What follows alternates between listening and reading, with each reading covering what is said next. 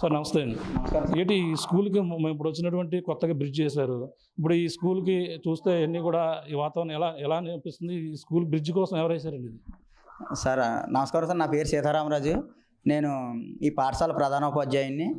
నేను అదేవిధంగా యూటీఎఫ్ జిల్లా కార్యదర్శిని. మరి ఈ పాఠశాలకి నేను 14వ తారీఖున ఈ పాఠశాల ట్రాన్స్ఫర్స్‌లో భాగంగా రావడం జరిగింది. 16వ తారీఖున నేను ఛార్జ్ తీసుకోవడం జరిగింది. అప్పటి నుంచి కూడా నేను ఛార్జ్ తీసుకునేటప్పటికి ఇద్దరు పిల్లలు ఇక్కడ ఉండడం జరిగింది.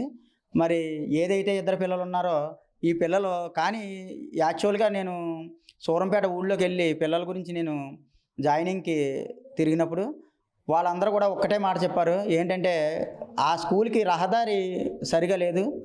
ఆ దారి మార్గం కనుక సరిగా ఉంటే కనుక మరి పాఠశాలకు వచ్చే విధానం ఉంటుందని చెప్పి వాళ్ళు నిక్కచ్చిగా చెప్పడం జరిగింది.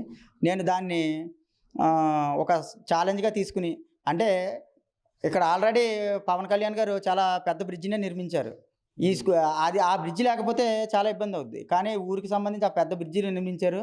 అయినప్పటికీ ఆ బ్రిడ్జ్ నుంచే మరి ఇక్కడ చిన్న బ్రిడ్జ్ వేసినట్లయితే కనుక మన పాఠశాలకి ఎక్కువ మంది పిల్లలు వచ్చే అవకాశం ఉంటుందని చెప్పేసి నేను భావించడం జరిగింది. యాప్టేషన్ అయితే మాత్రం ఒక 50 మంది పిల్లల వరకు యాప్టేషన్ అయితే ఉంది. కానీ దారి మార్గం ఒక్కటే సరిగా లేకపోవడం వల్ల పిల్లలు రావట్లేదని మాత్రం గమనించడం జరిగింది. కాబట్టి దానికోసం నేను ప్రయత్నం చేశాను.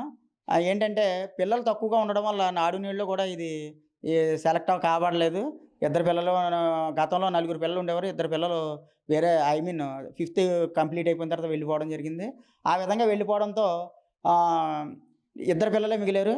వీళ్ళని ఏదేమైనప్పటికీ కూడా మరి ఇక్కడ ఉన్నటువంటి యాప్టేషన్లో చాలా నిరుపేదలు ఉన్నారు. అయినప్పటికీ కూడా మరి వాళ్ళ పిల్లలు చదివించుకోవడానికి వేరువేరు చిన్న చిన్న పాఠశాలకు పంపిస్తూ ఉన్నారు. నేను ఇది ముఖ్యంగా గమనించడం జరిగింది.